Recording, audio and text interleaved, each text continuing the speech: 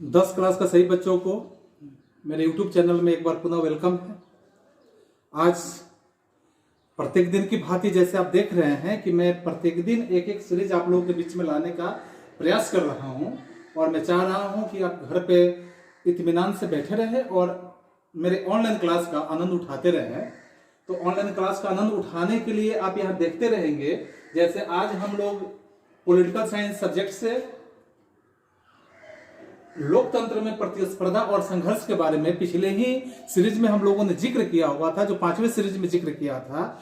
तो उसके जो आधे खंड थे आज हम उसके पूरे कंप्लीट खंड यहाँ पे पूरा करने जा रहे हैं, जो छठे सीरीज के रूप में है। तो छठे सीरीज में हम लोग देखेंगे कई तरह की बातों को इसमें हम समझेंगे और कई तरह के बातों में खासकर इसमें सब बातें महत्वपूर्ण होगा आप सबके लिए। जैसे आप देखेंगे चिपको आंदोलन से संबंधित हम बातों को जानेंगे। इसके बाद दलित पैंथर्स के बारे में जानेंगे। इसके बाद हम देखेंगे भारतीय किसान यूनियन का जो कार्यशैली था, ये सारी चीजों के बारे में हम समझेंगे। दाढ़ी विरोधी आंदोलन के संदर्भ में भी बातें करेंगे। नर्मदा बचाओ आंदोलन के संदर्भ में बातें करेंगे। सूचना के अधिकार आंदोलन आप देख रहे हैं आज के दौर में सूचना का अधिकार कितना महत्वपूर्ण हो चुका है। इस अधिकार को लागू होने के प्रति कितने तरह के आंदोलन करने पड़े थे, इन बातों का यहाँ जिक्र होगा। अन्य देशों में जो जनसंघर्ष की बातें होंगी, जिन जनसंघर्ष में आप देखेंगे नेपाल में लोकतांत्रिक आंदोलन के बारे में, बांग्लादेश के यानी कि बांग्लादेश जो है वहां बांग्लादेश में लोकतंत्र के लिए संघर्ष किस तरह का हुआ, श्रीलंका में संघर्ष की बात करेंगे, बोलिविया में संघर्ष की बातें करेंगे, राजनीतिक दलों की आवश्यकता की बात करेंगे, इसके अर्थ की बात करेंगे, इसके कार्यों की बात करेंगे। इसके बाद आप देखेंगे कि विपक्षी दलों की राजनीति में क्या भूमिका होती है, फिर एक दलीय पद्धति क्या होता है, द्विदलीय पद्धति क्या होता है, बहुदलीय पद्धति क्या होता है। इन सारी बातों का जिक्र करते हुए हम यहाँ पे देखेंगे कि भारतीय राष्ट्रीय कांग्रेस की स्थापना किस तरह से हुआ। इसके बाद हम देखेंगे भाजपा यानी भारतीय जनता पार्टी की स्थापना के बारे में देखेंगे। उसके बाद भारतीय साम्यवादी दल के बारे में, भारतीय साम्यवादी दल यानी मार्क्सवादी यह पार्टी जो है CPIM जिसको हम कहते हैं, इसके संदर्भ में बातें करेंगे। भारतीय साम्यवादी दल के बारे में बातें करेंगे। इसके बाद हम देखेंगे कि राष्ट्रीय जनता दल जिसको राजद कहते हैं, इसके बाद है राज्य स्तरीय जो राजनीतिक दल है उनकी किस प्रकार की चुनौतियां होती है, या वंशवाद का दौर जो है राजनीति में आज के डेट में बहुत ज्यादा उजागर हो चुका है, तो इसके संदर्भ में बातें करेंगे। फिर पैसा के साथ अपराध की क्या प्रवृत्ति होती है, इसके बारे में समझेंगे। और सर्वोच्च न्यायालय के आदेश और उसके बाद हम देखेंगे कि जो निर्वाचन आयोग होता है उसके आदेशों के बारे में हम समझेंगे। तो इन सारी बातों का अध्ययन हम करेंगे बारी बारी से। लेकिन मैं आपको एक बात स्पष्ट कर देना चाहता हूं कि इन सारी बातों को समझना आपके बोर्ड को ध्यान में रखते हुए बहुत जरूरी है, क्योंकि इसमें से अक्सर एक प्रश्न निश्चित रूप से आपके 1 या 2 आ ही जाते हैं। इसलिए ऐसे प्रश्नों का आप ज्यादा ज्ञान रखें। और यह सिर्फ आपके परीक्षा के को ही ध्यान में रखकर नहीं किया गया है, बल्कि इन बातों को जानेंगे तो अगर आप किसी भी प्रतियोगिता की तैयारी कर रहे हैं तो उसके लिए काफी ही लाभकारी साबित हो सकता है। तो आइए हम यहाँ शुरू करते हैं। सबसे पहले चिपको आंदोलन के बारे में कि चिपको आंदोलन क्या है। चिपको शब्द से समझ में आता है चिपकना माने यानी चिपक जाना, किसी वस्तु से चिपक जाना, किसी व्यक्ति से चिपक जाना। तो ऐसे संदर्भों में हम समझेंगे कि चिपको आंदोलन क्या था। तो इस आंदोलन का श्री गणेश अगर हम कहेंगे कि इसका श्री गणेश अगर हुआ तो उत्तराखंड में आपको देखने के लिए मिलेगा कि उत्तराखंड के 2-3 गांव ऐसा है जिन गांवों में वन विभाग के कर्मचारी किसानों को कृषि के औजारों के निर्माण हेतु अंगू नामक पेड़ का एक पेड़ था, जिस पेड़ का नाम क्या है कि अंगू जैसे पेड़ का अंधाधुंध कटाई हो रहा था। और इस अंगू पेड़ की अंधाधुंध कटाई जैसे चल रहा था तो वैसे पेड़ों के काटने की अनुमति यहाँ प्रदान नहीं की। बाद में जमीन के बारे में, जमीन का वह टुकड़ा जिस पर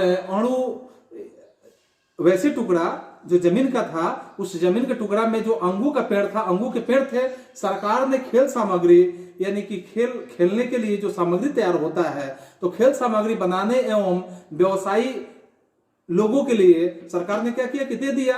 इससे ग्रामीणों को मन के अंदर काफी ज्यादा असंतोष पैदा हुआ, यानी वहां के जो ग्रामीण थे उनके मन में एक तरह से रोष पैदा हुआ, आक्रोश पैदा हुआ, और उन्होंने सरकार के इस निर्णय का बहुत हद तक विरोध भी किया। और ऐसे विरोध किया जिस विरोध में आप समझ सकते हैं कि वहां के लोगों ने यह मांग प्रारंभ कर दिया कि इस मांग में जैसे कि आप देखेंगे कि जल, जमीन और जंगल, यह 3 बातें आता है। जल, जमीन और जंगल, इन बातों को याद रखेंगे। जल, जमीन और जंगल संबंधी प्राकृतिक संसाधन पर उनका एकमात्र नियंत्रण होना चाहिए। बाद में भूमिहीन किसानों ने न्यूनतम मजदूरी की गारंटी की मांग को भी इसी आंदोलन में शामिल कर लिया। तो इस तरह से सुंदरलाल बहुगुणा के नेतृत्व में यह आंदोलन शुरू किया गया था, और ऐसा आंदोलन यह प्रभावशाली हुआ कि बाद में चलकर महिलाओं ने जंगलों के जो ठेकेदार थे, जंगलों को काटने वाले ठेकेदार थे, वैसे ठेकेदारों के लिए अपने परिवारों को, ऐसे जो भी महिलाएं थी, अपने परिवार को बचाने के लिए और बचाने के नाम पर जैसे शराब की आपूर्ति पर भी प्रतिबंध लगाना, इस आंदोलन में एक सक्रिय भूमिका ने रख दिया। और महिलाओं का यह सक्रिय भूमिका जो था, क्योंकि शराब की लत के कारण उनका शारीरिक एवं आर्थिक शोषण हमेशा हो रहा था, तो वहां के लोगों ने क्या किया, महिलाओं ने, पुरुषों ने पेड़ों से जाके चिपक गए और पेड़ों से चिपक के इस पेड़ को काटने पे विरोध प्रकट किए, रोष प्रकट किए। इसीलिए इस आंदोलन का नाम चिपको आंदोलन रखा गया। बाद में चलकर यह आंदोलन जो था समस्त उत्तराखंड में फैल गया। पूरे उत्तराखंड में यह आंदोलन देखने के लिए मिला। शीघ्र ही यह आंदोलन जो था जन आंदोलन के रूप में बदल गया, और इतना बड़ा जन आंदोलन बन गया कि यह अंत सरकार ने हिमालय के जो क्षेत्र था, वैसे हिमालयी क्षेत्र में यानी 15 वर्षों तक जंगल की कटाई पर पूरी तरह से प्रतिबंध ही लगा दिया।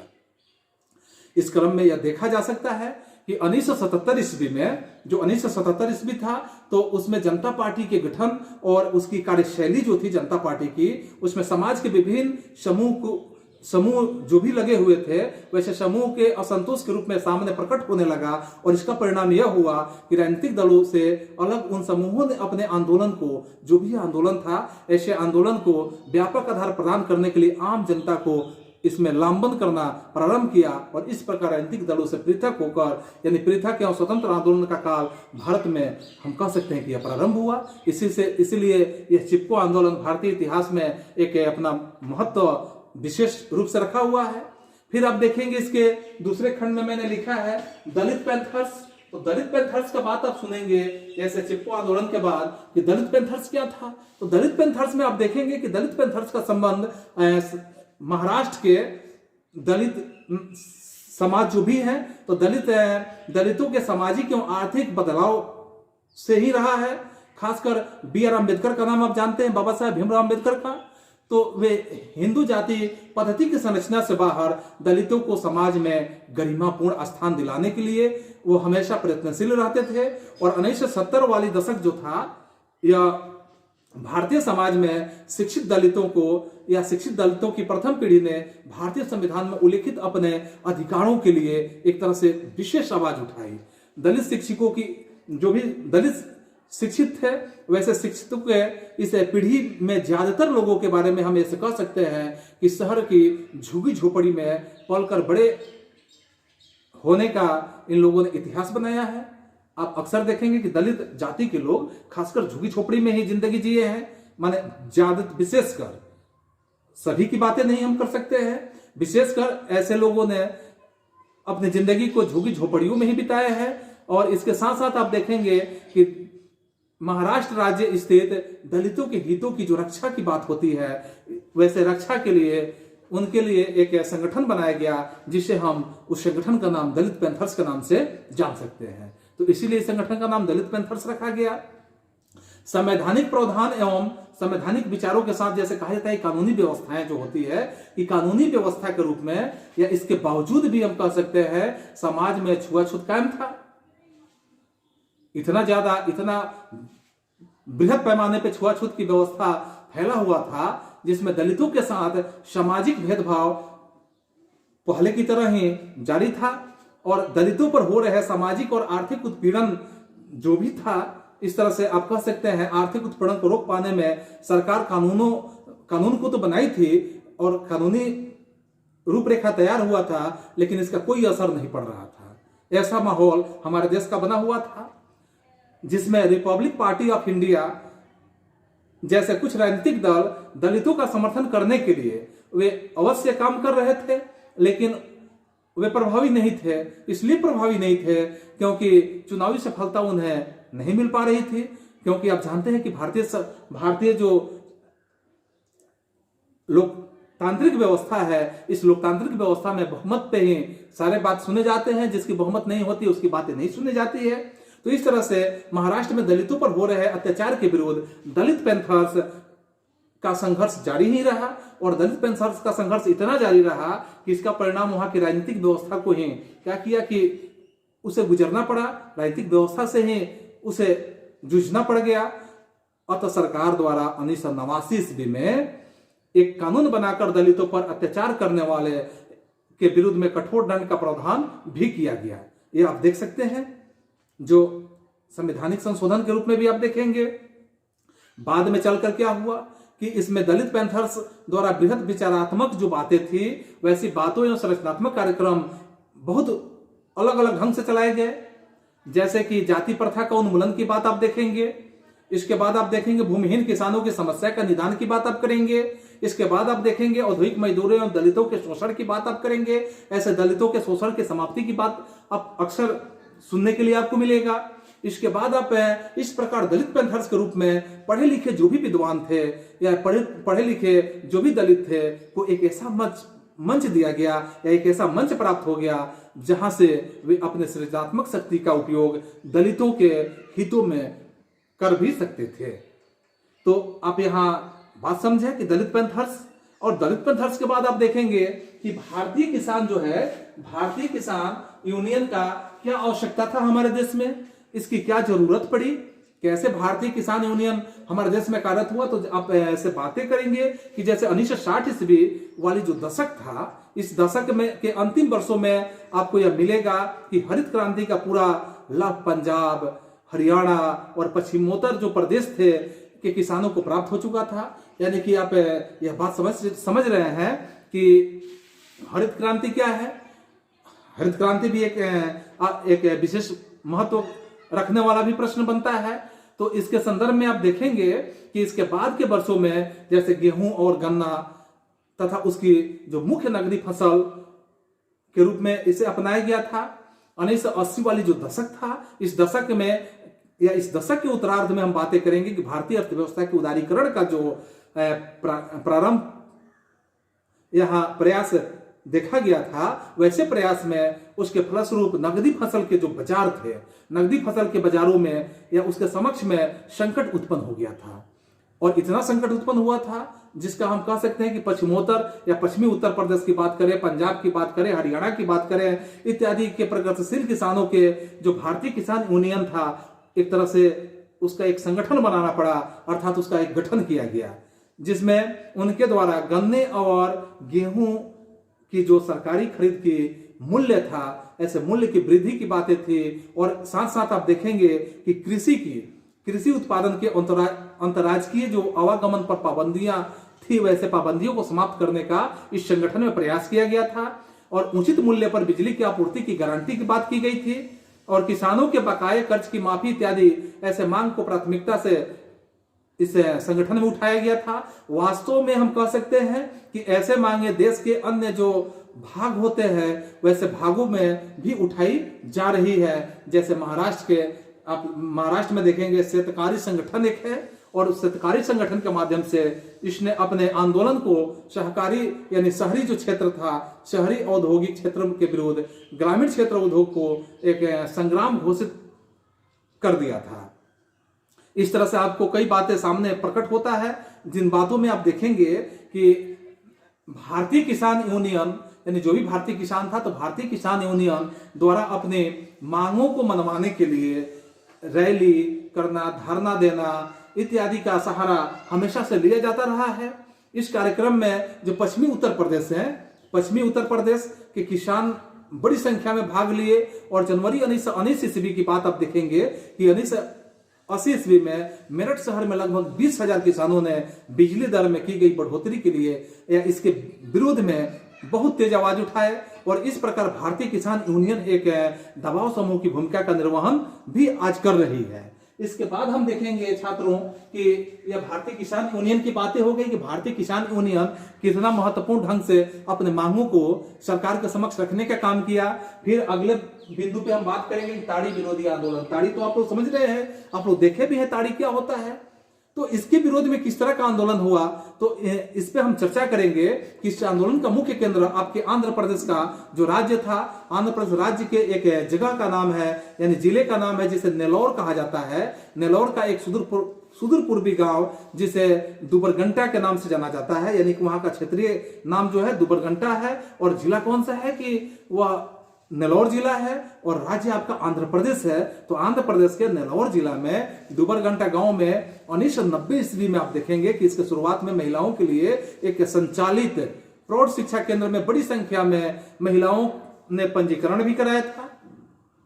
उन्होंने यहाँ अपने घर में जो घर के पुरुष थे वैसे पुरुषों द्वारा देसी शराब निरंतर पीने की शिकायतें आ रही थी कि पुरुष वहां देसी शराब को हमेशा पी रहे हैं और पीकर क्या करते हैं कि घर में आके अटपट बोलते रहते हैं। तो ऐसे बातें आ रही थी, इससे वे शारीरिक रूप से कमजोर भी हो रहे थे और उनकी आर्थिक स्थिति भी दिन प्रतिदिन और खराब होते जा रही थी।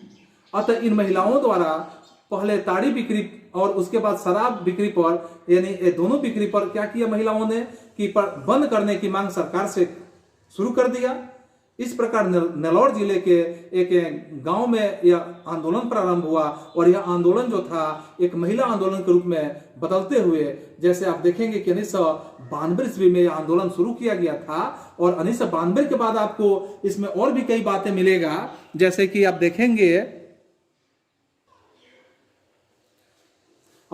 कि यह आंदोलन इस प्रकार से एक अपना रूप अग्रसर किया जिसे हम महिला आंदोलन के रूप में भली भांति कह सकते हैं। इसके बाद आप इस आंदोलन में यह भी समझ पाएंगे कि जैसे महिला आंदोलन जो था, यह महिला आंदोलन इतना विकराल रूप पकड़ा कि इस आंदोलन ने सिर्फ महिलाओं के जीवन को ही नहीं, यानी कि महिलाओं के जीवन को ही प्रभावित नहीं किया, बल्कि आप व्यापार के रूप में कह सकते हैं या व्यापक रूप से सामाजिक, आर्थिक, राजनीतिक मुद्दों वाली बातों को यहाँ हम प्रस्तुत करेंगे कि ऐसी बातें यानी उपस्थित होकर यानी लोकतांत्रिक सरकार की कार्यशैली पर ही एक तरह से प्रश्न चिन्ह लगा दिया। तो फिर आगे हम अगले बिंदु पे बात करेंगे, जिस बिंदु में जैसे हम देखेंगे कि इस बिंदु में देखेंगे जैसे नर्मदा बचाओ आंदोलन। तो नर्मदा बचाओ आंदोलन के बारे में आप समझ पाएंगे कि नर्मदा बचाओ आंदोलन क्या है। तो इसमें जैसे नर्मदा का नाम तो आप जानते हैं कि नर्मदा क्या है। तो नर्मदा जो है इसको बचाने की बात कहां से हो रही है, आखिर में नर्मदा में क्या हुआ है कि नर्मदा को बचाने की बात यहां की जा रही है। तो इन बातों को जैसे हम समझेंगे कि 1980 ईस्वी के दशक में जब हम देखेंगे कि वैसे दशक में प्रारंभ में भारत में नर्मदा घाटी जो था, नर्मदा घाटी में के किसान परियोजना के अंतर्गत गुजरात, महाराष्ट्र राज्यों की बात आप देखेंगे, गुजरात का, महाराष्ट्र का और मध्य प्रदेश में बहने वाली जो नर्मदा नदी है और उसकी सहायक नदियों पर 30 बड़े बांध, 135 मध्यम दर्जे की बांध और 30 छोटे छोटे बांध का निर्माण की योजना बनाई गई। याद रखेंगे क्योंकि यह संख्या आपको याद रखना जरूरी है कि 30 बड़े बांध बनाने की बात हुई, 135 मध्यम बांध की बात हुई और उसके बाद 30 छोटे छोटे बांधों को बनाने की बात की गई। इस योजना को पूरा होने पर संबंधित जो बातें हैं कि राज्य में 245 गांव क्या हो जाते कि जलमग्न हो जाते, बुरी तरह से एकदम जल में डूब जाते। इससे लगभग 2.5 लाख लोग प्रभावित निश्चित रूप से होते। ऐसे एक योजना की बात चल रही थी। अतः इस प्रभावित होने वाले लोगों के पुनर्वास का मुद्दा अगर हम करें तो स्थानीय कार्यकर्ताओं ने ही उठाया कि ऐसे लोग जो प्रभावित होंगे इनका कौन क्या करेगा, सरकार कैसे इनकी व्यवस्था करेगी। 1988-89 ईस्वी में विभिन्न स्वयंसेवी संगठन जो थे, अलग अलग तरह के स्वयंसेवी संगठनों ने नर्मदा आंदोलन में एक जन संघर्ष का रूप दे दिए और ऐसा रूप दे दिए कि आंदोलनकारियों की मुख्य मांग प्रभावित होने वाले लोगों के पुनर्वासों की थी कि जो भी उसमें प्रभावित लोग होंगे उनका पुनर्वास की व्यवस्था पहले की जाए। इस आंदोलन की सबसे बड़ी उपलब्धि यह माना जाता है कि इसमें लोकतांत्रिक पहलुओं को सुदूर ग्रामीण क्षेत्र तक पहुंचाया। यानी जो भी सुदूर लोकतांत्रिक पहलू था उसे सुदूर ग्रामीण क्षेत्र तक पहुंचाने का भरपूर प्रयास किया गया। और दूसरी सबसे बड़ी उपलब्धि है कि 2003 ईस्वी की बात देखेंगे कि इसमें स्वीकृत राष्ट्रीय पुनर्वास नीति को भी अपनाने की बात की गई थी। साथ में इसके बाद आप देखेंगे कि नर्मदा बचाओ की बात आप समझ लिए कि वैसे लोगों को किस तरह से बचाने की बात की गई और एक तरह से मुहिम चला, और वो मुहिम क्या हुआ कि नर्मदा बचाओ आंदोलन के नाम से जाना गया। तो फिर आप यहां अगले बात को देखेंगे कि सूचना के अधिकार आंदोलन क्या है। सूचना के अधिकार आंदोलन तो आज आप देखते हैं आरटीआई, हर एक बातों पे आप आरटीआई किसी से मांग लेते हैं। आप किसी जनप्रतिनिधि से मांग सकते हैं, किसी पदाधिकारी से मांग सकते हैं, किसी सरकार से भी आप मांग सकते हैं, किसी भी विकास स्थिति को समझ सकते हैं, किसी भी क्षेत्र में आप जानने का प्रयास करते हैं, यानी राइट टू इंफॉर्मेशन, किसी भी सूचनाओं को आप इकट्ठा करना चाहते हैं तो आप इकट्ठा कर सकते हैं। इसके लिए एक तरह से विशेष आंदोलन चलाया गया। यह आंदोलन इस प्रकार से था जिसमें आप देखेंगे कि इस आंदोलन का श्री गणेश 1990 ईस्वी में राजस्थान के एक अति पिछड़े यानी तहसील जिसे कह सकते हैं, सबसे पिछड़ा हुआ तहसील था राजस्थान का, यानी भीम में सर्वप्रथम उठाने की बात की गई। नाम याद रखेंगे, भीम में सबसे पहले यह बात उठाने की प्रयास की गई। इसके अंतर्गत ग्रामीणों ने प्रशासन से अपने भुगतान का बिल उपलब्ध कराने को कहा, क्योंकि उन्हें आशंका थी कि उन्हें जो मजदूरी दी गई है उसमें भारी घपला हुआ है। किसानों को ऐसा लग रहा था, मजदूरों को लग रहा था कि जो भी मजदूरी दी गई है उस मजदूरी में बहुत ज्यादा घपला किया गया है। 1994 और उसके बाद 1996 में जो जन सुनवाई का आयोजन किया गया, इस आंदोलन के दबाव में राजस्थान सरकार ने पंचायती राज अधिनियम के जो पंचायती राज अधिनियम था उसमें उस अधिनियम में संशोधन कर जनता को पंचायत के दस्तावेज की जो प्रमाणित प्रतिलिपि था प्राप्त करने की अनुमति दे दी। और जब जनता को ऐसा प्रतिलिपि प्राप्त हुआ, इसके बाद ही राष्ट्रीय स्तर पर 1996 ईस्वी में सूचना के अधिकार को लेकर एक समिति का गठन किया गया। और ऐसे समिति का गठन किया गया जिससे कहा जाता है कि समिति की अनुशंसा पर 2002 ईस्वी में सूचना की स्वतंत्रता नामक एक विधेयक पारित किया गया, लेकिन कई कारणों से इसे लागू नहीं किया जा सका। इतना आसानी से लागू होने वाला बात नहीं था, क्योंकि लागू करने वाले का भी हिसाब लिया जा सकता था। तो यह इतना आसानी से लागू नहीं हुआ। अतः नवीन विधेयक 2004 ईस्वी में संसद में फिर से पेश किया गया। उसमें कुछ सुधार करके संसद द्वारा स्वीकृति जो प्राप्त हुआ, स्वीकृति प्राप्त करने के बाद इसे राष्ट्रपति के पास अनुमोदन के लिए भेज दिया गया। और जून 2005 ईस्वी में राष्ट्रपति के अनुमोदन के बाद यह अधिनियम के रूप में क्या हुआ, प्रतिष्ठित हुआ या अधिष्ठित हुआ।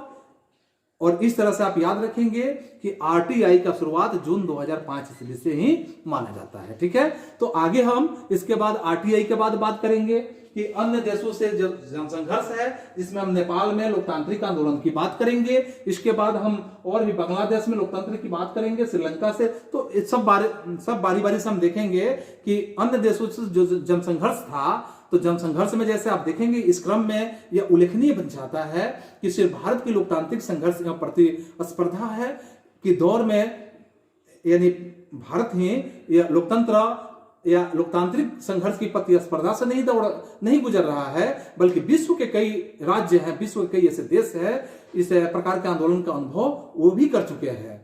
इस क्रम में हम सर्वप्रथम भारत के दो पड़ोसी राज्य यानी कि हम नेपाल की बात करेंगे और बांग्लादेश की बात करेंगे, यानी कि लोकतांत्रिक आंदोलन की चर्चा कर रहे हैं। इस दोनों देशों के आंदोलन का उल्लेख इसलिए भी वांछनीय है कि दोनों देश भारत के पड़ोसी राज्य हैं और उन देशों में लोकतंत्र का विकास भी भारत के लिए ही उपयोगी होगी। तो यहाँ बांग्लादेश की जो हम बात करेंगे, बांग्लादेश में जो देखेंगे, तो सबसे पहले हम नेपाल की बात करते हैं कि नेपाल में राजा वीरेंद्र का नाम आपने सुना है कि राजा वीरेंद्र ने 1990 वाली दशक में संवैधानिक प्रजातंत्र की स्थिति को स्वीकार कर लिया था।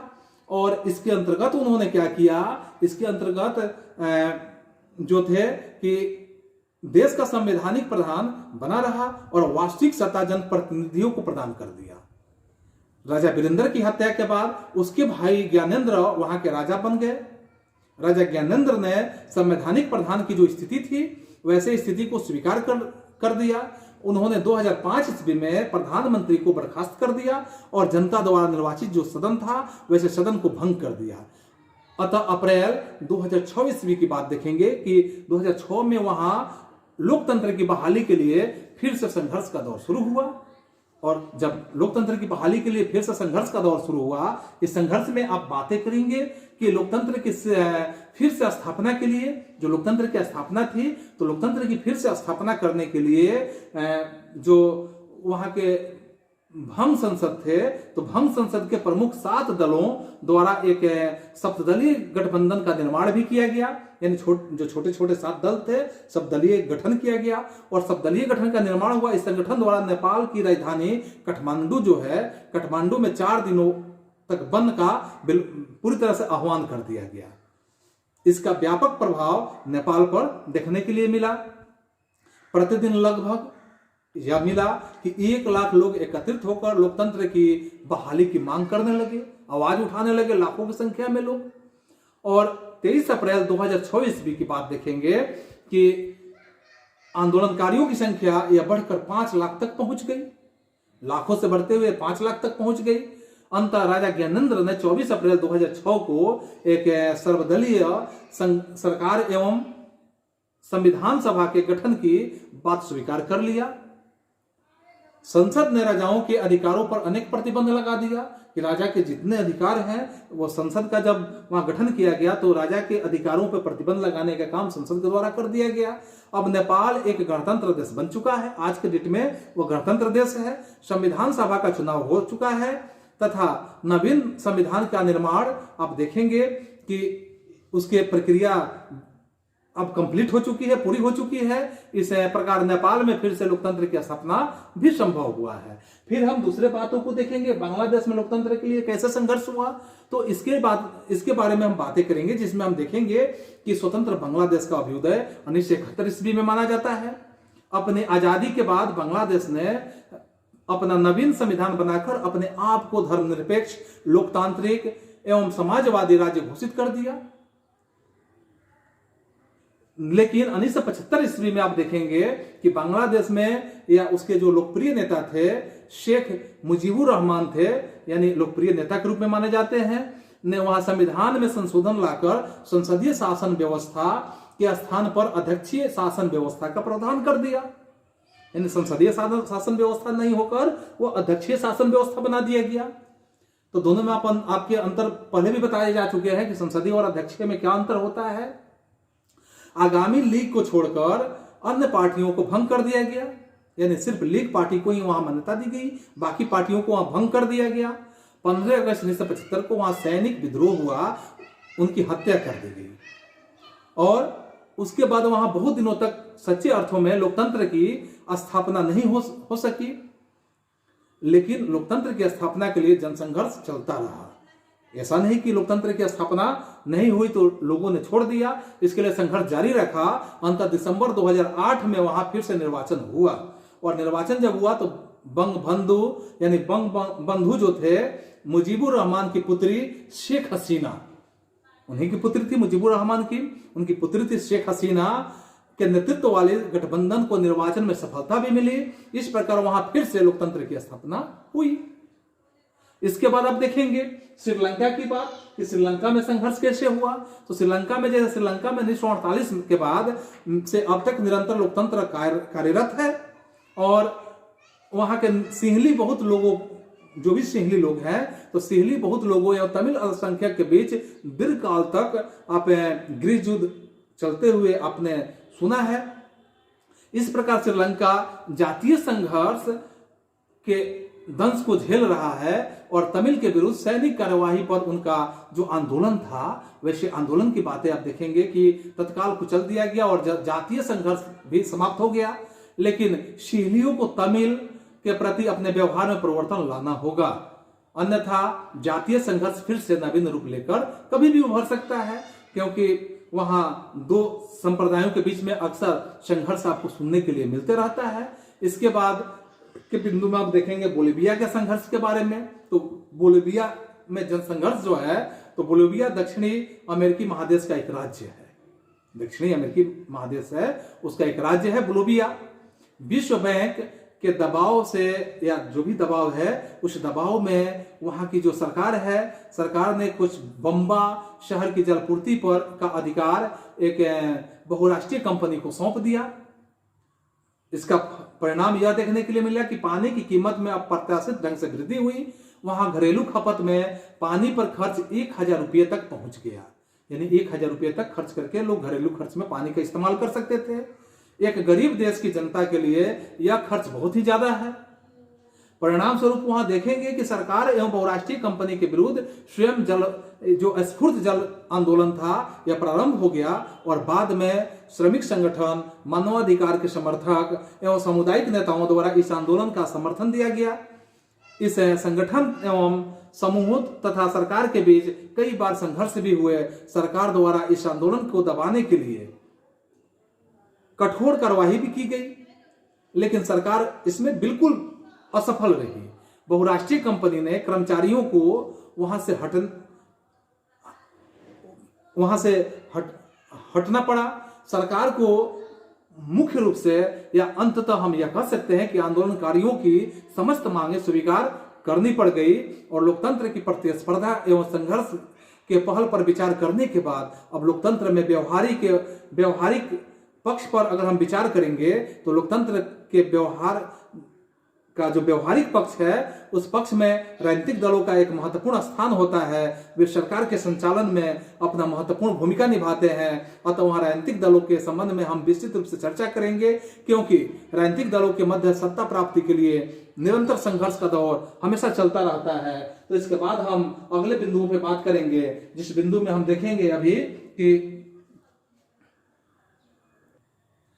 जिस बिंदु पे हम देखेंगे कि जैसे राजनीतिक दलों की आवश्यकता, इसके अर्थ और कार्य के बारे में हम समझेंगे। तो राजनीतिक दल की आवश्यकता क्यों होती है, राजनीतिक दल की जरूरत क्यों है। तो जैसे लोकतांत्रिक जो व्यवस्था होता है, इस लोकतांत्रिक व्यवस्था के लिए राजनीतिक दलों को मुख्य रूप से जीवनदायी रक्त माना जाता है। जो भी राजनीतिक दल होता है उसे जीवनदायी एक तरह से रक्त माना जाता है। अतः प्रश्न यहाँ उपस्थित यह होता है कि एक लोकतांत्रिक व्यवस्था जो भी होती है, लोकतांत्रिक व्यवस्था के अंतर्गत राजनीतिक स्थितियां या राजनीतिक दलों की आवश्यकता क्यों होती है। क्या राजनीतिक दलों के बिना काम नहीं चल सकता है। एक लोकतांत्रिक व्यवस्था के अंतर्गत इसकी विभिन्न जो संस्थाएं होती है, वैसी संस्थाओं में अगर हम बातें करते हैं कि वैसी संस्थाओं में हमें राजनीतिक दल अलग से दिखाई देता है।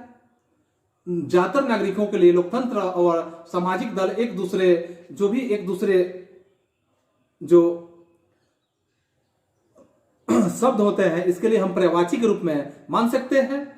वे लोकतंत्र का मतलब ही राजनीतिक दल ले लेते हैं।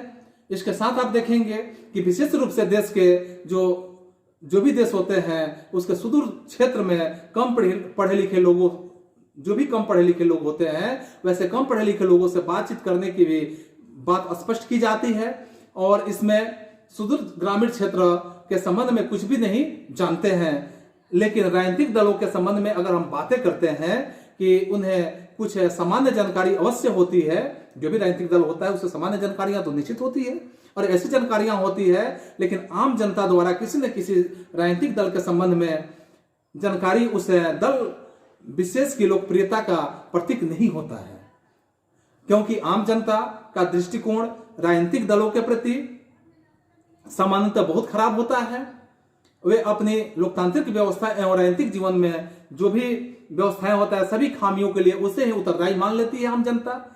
इतना ही नहीं, वे सामाजिक और राजनीतिक विभाजन के लिए भी राजनीतिक दल को ही उत्तरदायी मानती है। इसी पृष्ठभूमि में एक प्रश्न आपके सामने प्रकट होता है कि क्या हमें राजनीतिक दल चाहिए, अथवा क्या हमें राजनीतिक दलों की आवश्यकता है। क्या हमारा काम राजनीतिक दल के अभाव में नहीं चल सकता है।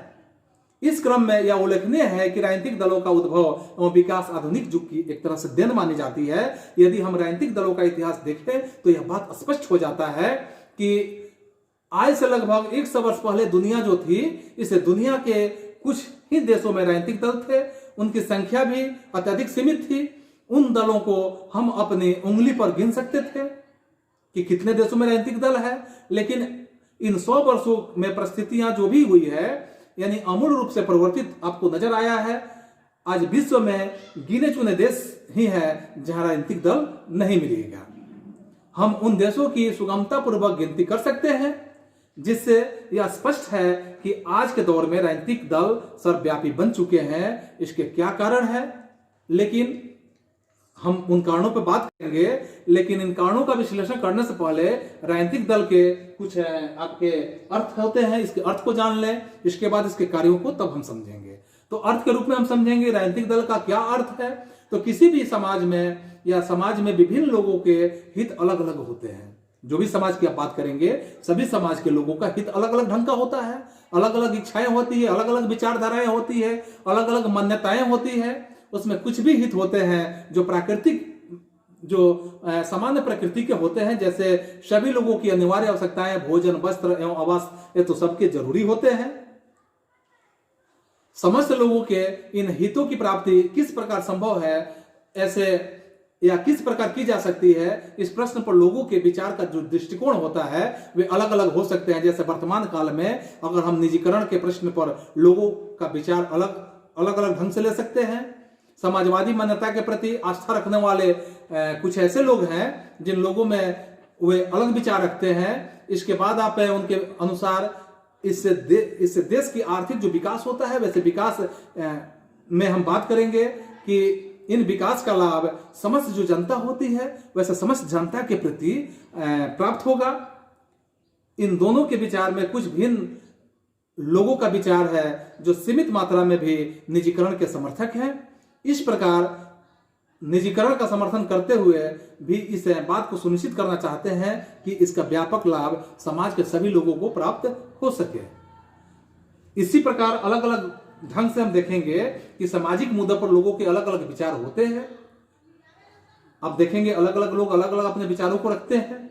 जब किसी सामाजिक मुद्दे पर समान विचार रखने वाले लोग एकजुट होकर राजनीतिक गतिविधियों में भाग लेने के लिए संगठित होते हैं, तो राजनीतिक दलों का निर्माण होता है। वे अपने विचारों एवं दृष्टिकोण के आधार पर संगठित होकर राजनीतिक दल सत्ता पर अधिकार स्थापित करना चाहते हैं, और जब राजनीतिक दल पर नियंत्रण स्थापित करने के बाद वे राजनीतिक नीतियों का निर्धारण करते हैं। उन नीतियों के अनुरूप आप कार्यक्रमों के बारे में देखें, कार्यक्रमों को तय करते हैं। सत्ता प्राप्त करने पर, जब सत्ता वो प्राप्त कर लेते हैं, तो सत्ता प्राप्त करने पर वे निर्धारित नीतियों, जिस तरह की भी नीतियां होती है, वैसे नीतियों को कार्य रूप में परिणत करने का प्रयास भी करते हैं। यदि वे सत्ता प्राप्त नहीं कर पाते हैं, तो वैसे स्थिति में क्या होता है कि वे विपक्षी दलों की भूमिका के रूप में, जो भी विपक्षी दल के रूप में वहां दिखता है, वे अपने कार्यों का निर्वहन करते हैं और लोगों को यह स्पष्ट करने का प्रयास करते हैं कि वे किस प्रकार की राजनीतिक दल है या किस प्रकार की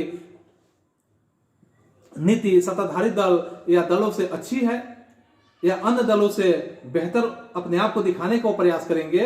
इस प्रकार वे सत्ता प्राप्ति का प्रयास करते हैं। इसके लिए चुनाव में भाग लेते हैं, जन समर्थन प्राप्त करते हैं और सरकार का निर्माण भी करने का काम कभी कभी करते हैं और अपनी नीतियों के रूप में परिणत करने का भी काम करते हैं। इस प्रकार समान अर्थ में हम देख सकते हैं कि राजनीतिक दलों के से मतलब ऐसे संगठित समूह के या ऐसे संगठित समूहों से होता है या उसे समझा जाता है जिसकी अपनी नीतियां एवं कार्यक्रम निश्चित होते हैं। वे निर्वाचन में राजनीतिक सत्ता प्राप्त करने के लिए काम करते हैं। सत्ता में आने पर वे निर्धारित कार्यक्रमों के आधार पर अपनी नीतियों के कार्य रूप देते हैं। राजनीतिक सत्ता प्राप्ति के लिए निर्वाचन जो होता है, निर्वाचन के समय वे लोगों को समझाने का ही प्रयास करते हैं और उनकी जो नीतियां होती है, वैसे नीतियों के लिए वे कार्यक्रम निर्धारित करना, यानी कोई भी कार्यक्रम किस प्रकार राजनीतिक दलों से अच्छे हैं, ऐसे कार्यों को करने का काम करते हैं। फिर अब देखेंगे इस प्रकार राजनीतिक दल जो भी होता है किसी समाज की बुनियादी सामाजिक या राजनीतिक विभाजन को स्पष्ट भी करती है। राजनीतिक दल का संबंध प्राय समाज से या समाज के किसी खास हिस्से या वर्ग से होता है, अतः उसका सुझाव जो भी होता है यह स्वाभाविक तौर पर समाज के समूह या वर्ग विशेष की तरफ ही होता है। जैसे साम्यवादी दल का झुकाव आप श्रमिकों की तरफ होता है या पूंजीवादी व्यवस्था अथवा निजीकरण के विरुद्ध है। इस प्रकार किसी भी दल का पहचान उसकी नीतियों या सामाजिक आधार पर ही निर्धारित होता है। इस क्रम में यह स्पष्ट रूप से कहा जा सकता है कि किसी समाज, किसी भी राजनीतिक दल के 3 प्रमुख भाग होते हैं। या 3 प्रमुख भाग में आप देखेंगे, सबसे पहला भाग जो होता है वह नेतृत्व का होता है, दूसरा भाग आपका सक्रिय सदस्य का होता है और तीसरा भाग जो होता है वह अनुयायी का होता है, जिसे फॉलोअर्स कहते हैं। यानी कि नेतृत्व का मतलब जिसे लीडरशिप कहेंगे। लीडरशिप में क्या होता है कि प्रत्येक दल द्वारा अपने नेता का चुनाव किया जाता है वे उसी के नेतृत्व में अपने नीतियों का जो भी कार्यक्रम होता है, नीतियों के अनुसार वे कार्य करते हैं। दूसरा आपका जो सक्रिय सदस्य होते हैं, एक्टिव मेंबर्स जिसको कहते हैं, कि प्रत्येक दल के कुछ सक्रिय सदस्य होते हैं और वे दल की नीतियों का जो भी नीतियां होती है आम जनता के बीच में प्रचारित और प्रसारित करने में के लिए अपने समर्थन प्राप्त करने का भरसक प्रयास करती है। और तीसरा इसका जो होता है अनुयायी, जिसे हम प्रोस कहते हैं, तो प्रत्येक दल जो भी होता है उसके कुछ अनुयायी होते हैं। वे दल सक्रिय सदस्य हो सकते हैं, नहीं भी होते हैं, लेकिन दलों की नीतियों और कार्यक्रम का समर्थन भी वे करते हैं। अब हम बात करेंगे कि राजनीतिक दल के कौन कौन से कार्य होते हैं। तो कार्यों के बारे में जब हम जिक्र करेंगे तो इस क्रम में पहला विचारणीय प्रश्न यह बन जाता है हम लोगों के लिए कि किसी राजनीतिक दल के द्वारा कौन कौन से कार्य किया जाता है। मौलिक रूप में जो भी राजनीतिक दल होता है, राजनीतिक दलों को जो भी राजनीतिक पद को पहले भरने का काम करते हैं तथा राजनीतिक सत्ता का उपयोग करते हैं। राजनीतिक दल यह कार्य कई प्रकार से संपादित करने का काम करती है। इसे हम अलग अलग बिंदुओं द्वारा स्पष्ट करने का काम करेंगे, जिसमें सबसे पहला बिंदु हम देंगे चुनावों में सहभागिता। चुनाव में सहभागिता, तो चुनाव में सहभागिता राजनीतिक दल का कार्य होता है, क्योंकि लोकतांत्रिक व्यवस्था में राजनीतिक दल का सर्वाधिक महत्वपूर्ण कार्य निर्वाचन में भाग लेना होता है। और निर्वाचन में भाग लेने के साथ आप देखेंगे कि निर्वाचन में जो उम्मीदवार चुनाव में खड़े होते हैं वे प्रायः विभिन्न दलों द्वारा मनोनीत भी किए जाते हैं। निर्वाचन उन्हीं उम्मीदवारों के बीच में लड़ा भी जाता है। राजनीतिक दलों द्वारा उम्मीदवार का चयन एक से अधिक तरीके से भी किया जाता है। इसके बाद इसके दूसरे बिंदु पे आप विचार करेंगे। तो दूसरे बिंदु पे जब आप देखेंगे कि जैसे इसका दूसरा बिंदु क्या होगा कि दल की नीतियों एवं कार्यक्रमों को मतदाताओं के समक्ष उपस्थित करने का काम भी राजनीतिक दल का महत्वपूर्ण होता है, जिसमें आप देखेंगे कि इस बिंदु के तहत आपको मिलेगा कि विभिन्न राजनीतिक दलों के द्वारा अपनी जो नीतियां होती है वैसे नीतियों को एवं कार्यक्रमों को मतदाताओं के सम्मुख उपस्थित करने का काम किया जाता है। मतदाता इस बातों से यानी इस नीतियों एवं कार्यक्रमों से अपने पसंद और नापसंद के कार्यक्रमों का चयन कर लेती है कि कौन पसंद है और कौन नापसंद है। देश के लिए आप यह भी देखेंगे कि देश के लिए या राष्ट्रीय या राष्ट्र हित में कौन सी नीतियां ठीक होगा, कौन से कार्यक्रम उपयुक्त होंगे, कौन से अनुपयुक्त होंगे, ऐसे बातों का चयन करना जनता का उद्देश्य बन जाता है। इसके बाद आप देखेंगे कि एक लोकतांत्रिक व्यवस्था जो भी होती है, तो लोकतांत्रिक व्यवस्था के लिए जो नीतियों का सही दिशा प्रदान कर सकता है और वैसे नीतियों का सही दिशा प्रदान कर सके, इस प्रकार के नीतियों के समन्वय स्थापित करने के लिए या उसके कार्य राजनीतिक दलों के द्वारा बेहतर ढंग से किया जाता है। और राजनीतिक दल अलग अलग विचारों को कुछ बुनियादी राय और बुनियादी जो शर्तें होता है वैसे शर्तों तक एक साथ लाने का भी काम करती है। और खासकर यह भी आपको मिलेगा कि जिसका वे समर्थन करते हैं, लेकिन इस क्रम में यह उल्लेखनीय बन जाता है कि सरकार द्वारा सत्ताधारी दल के विचारों के अनुरूप ही अपनी नीतियां निर्धारित भी करती है और उन्हें कार्य रूप प्रदान करने का भी काम करती है। और इसके बाद आप तीसरे इसके बिंदु के रूप में विचार करेंगे कि राजनीतिक दल के कार्य के रूप में कि नीति निर्माण का कार्य। तो राजनीतिक दल नीति निर्माण का भी कार्य करती है। जैसे राजनीतिक दल का एक विशेषकर सत्ताधारी दल का प्रमुख कार्य विधि निर्माण करना होता है। कानून पर औपचारिक बहस विधायिका में होती है। विधेयक के द्वारा जो समर्थन होते हैं वो इसके समर्थक, इसके पक्ष में तो विपक्षी सदस्य जो भी होते हैं इसके विपक्ष में बोलते ही हैं, क्योंकि विपक्षी हमेशा विपक्ष की भूमिका ही निर्वहन करेंगे और प्रस्तावित विधेयक के खामियों को उजागर करने का काम करते हैं।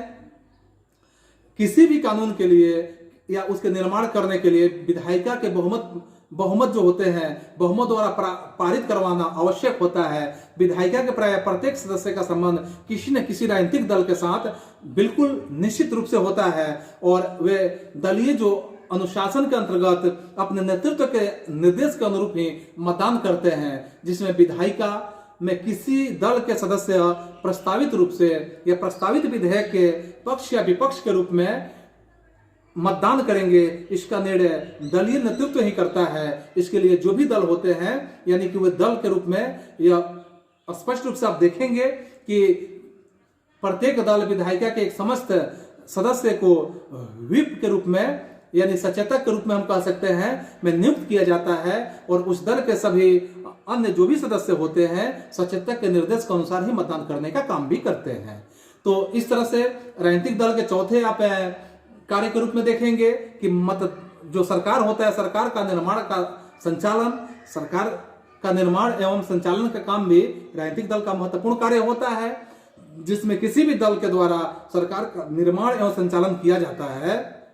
इस क्रम में उल्लेखनीय है कि नीतिगत प्रमुख जो भी निर्णय बनते हैं, वैसे निर्णय एवं संचालन के लिए जो भी निर्णय बनेंगे, वैसे निर्णय और संचालन के लिए अथवा जो भी, इस क्रम में उल्लेखनीय है कि समस्त नीतिगत प्रमुख निर्णय राजनेता के द्वारा अथवा राजनीतिक नेतृत्व द्वारा ही लेने का काम भी किया जाता है। और जब राजनीतिक नेतृत्व के द्वारा लेने का काम किया जाता है तो इसमें आपको यह स्पष्ट रूप से मिलेगा कि ये नेता विभिन्न दलों में एक तरह से संबद्ध होते हैं, और ऐसे संबद्ध होते हैं कि नेताओं का चुनाव राजनीतिक दलों के द्वारा ही किया जाता है। जो भी नेता चुने जाते हैं किसी न किसी राजनीतिक दल के ही हुए नेता होते हैं, और इतना ही नहीं, उन्हें प्रशिक्षित भी करने का काम किया जाता है तथा दलों की नीतियों कार्यक्रम जो भी होते हैं उसके अनुसार निर्णय लेने का या निर्णय को क्रियान्वित करने के लिए मंत्री भी बनाया जाता है।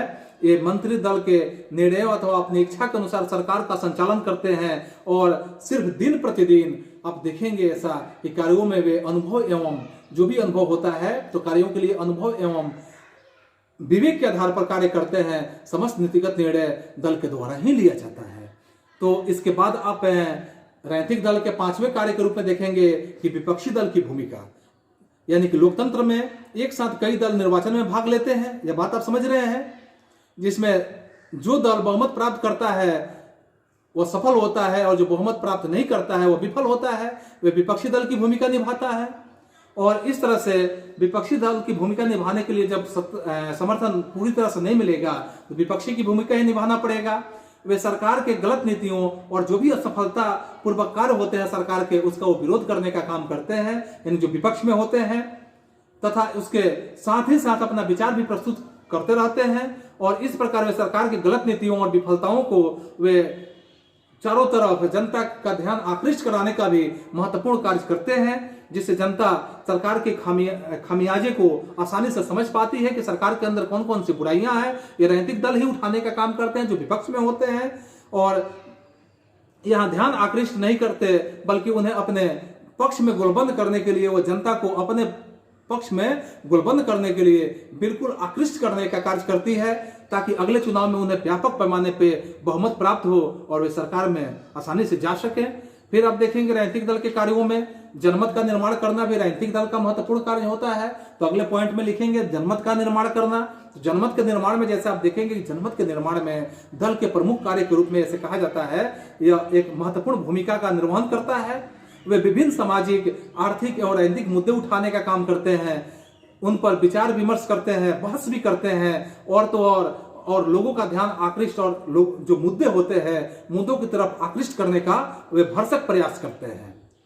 प्रत्येक राजनीतिक दल के कार्यकर्ता जो भी होते हैं देश के समस्त भागों में फैले होते हैं, और देश के समस्त भागों में फैले होने के कारण समाज के विभिन्न वर्गों में उनके सहयोगी और मित्र संगठन जो भी होते हैं वे कार्य, उनके माध्यम से भी वे राय विचार, यानी जो विचार ऐसे होता है विचार देश के प्रत्येक भाग में प्रचारित एवं प्रसारित करने का भी यह काम करता है। साथ में यह भी देखेंगे कि वे इस कार्य में यथासंभव मीडिया का सहारा लेने का भी काम करते हैं, जहां वे खुद नहीं कर पाते हैं मीडिया का सहयोग लेते रहते हैं।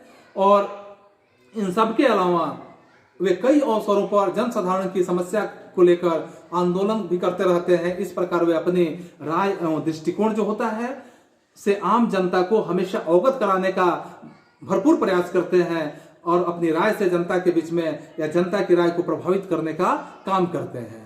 फिर आप अगले बिंदुओं में देखेंगे कि राजनीतिक दल के कार्य में जैसे आप देखेंगे सरकारी मशीनरी एवं लोक कल्याणकारी योजना तक लोगों की पहुंच सुनिश्चित करने का काम भी यह राजनीतिक दलों का ही होता है। तो इस तरह से इसके संदर्भ में आप समझेंगे कि सरकारी मशीनरी जो भी निरंतर होता है वह निरंतर कार्यरत होती है।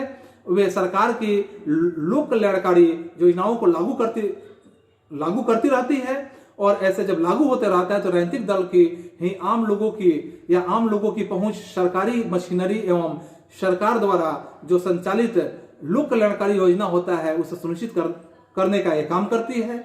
इसके साथ आप देखेंगे कि एक सामान्य नागरिक के लिए किसी सरकारी पदाधिकारी के साथ संपर्क स्थापित करने की तुलना में किसी राजनीतिक कार्यकर्ता के से संपर्क साधना या स्थापित करना अत्यधिक सुगम हो जाता है। जो कोई भी साधारण आदमी उस कार्यकर्ता से अपना संबंध स्थापित कर लेता है। यही कारण है कि आम नागरिक जो भी होते हैं राजनीतिक दलों पर पूरा विश्वास नहीं करने पर भी अपने समीप ही मानते हैं। अगर पूरी तरह से विश्वास नहीं होता है तो मानते हैं कि वो हमारी बात सुनने के लायक सरकार है।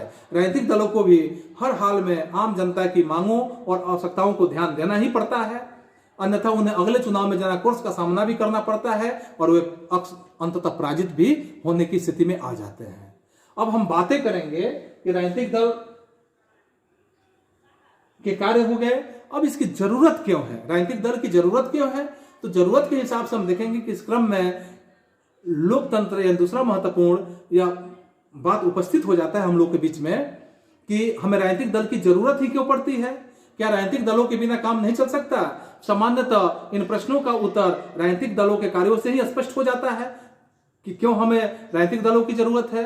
लेकिन आधुनिक लोकतंत्र के अंतर्गत राजनीतिक दलों के बिना काम चलने वाला नहीं है, क्योंकि यदि राजनीतिक दल न तो किसी प्रकार की स्थिति होगी, इसकी कल्पना के आधार पर ही हम इन जरूरतों को समझ सकते हैं कि हमारी जरूरत राजनीतिक दल से किस प्रकार की है। यदि एक लोकतांत्रिक व्यवस्था में राजनीतिक दल नहीं होंगे तो इसका अर्थ होगा कि निर्वाचन में सभी उम्मीदवार स्वतंत्र अथवा निर्दलीय ही होंगे। उन्हीं उम्मीदवारों का सबसे अधिक मत प्राप्त करने वाला व्यक्ति निर्वाचित होगा। ऐसी स्थिति में निर्वाचन के समय उनमें से कोई भी उम्मीदवार कोई महत्वपूर्ण नीति घोषणा करने की स्थिति में भी नहीं होगा। वे जनता को इन वादों का या इन बातों का वायदे कभी नहीं कर सकता कि सरकार आपके साथ क्या कर सकती है, क्योंकि अलग अलग लोग, अलग अलग मतावलंबी वाले लोग एक साथ जब जाएंगे तो एक साथ उनकी सहभागिता बनेगी नहीं बनेगी, किस तरह की विचारधाराएं बनेगी, यह कदापि संभव नहीं होगा। ऐसे एक पटल पे, एक विचार पे, एक सोच पे चलने वाले अलग अलग पार्टी के अलग अलग राजनीतिक दल है, इसलिए राजनीतिक दल का होना बेहद जरूरी है। तो आगे हम फिर विचार करेंगे, अगले बिंदु में हम देखेंगे जो दिया हुआ है। जैसे इसमें आपने यह देख लिया, स्पष्ट हो गया आपको कि राजनीतिक दल के कार्य, राजनीतिक दल का अर्थ, इसके कार्य और राजनीतिक दल जो होता है विपक्ष के रूप में कैसे अपनी भूमिका का निर्वहन करता है। अब इसके बाद हम देखेंगे एक दलीय, द्विदलीय और बहुदलीय बातें जो है यहाँ पे, एक दलीय, द्विदलीय और बहुदलीय बातों के संदर्भ में। तो इससे पहले हम ये जानेंगे कि कितने राजनीतिक दल की जरूरत है।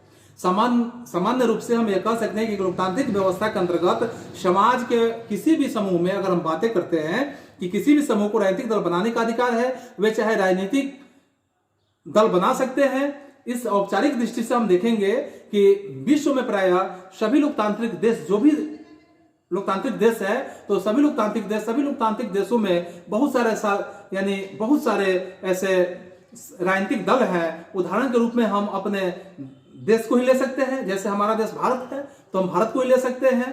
और भारत में चुनाव आयोग में जो पंजीकृत है 750 से अधिक राजनीतिक दल हो चुके हैं।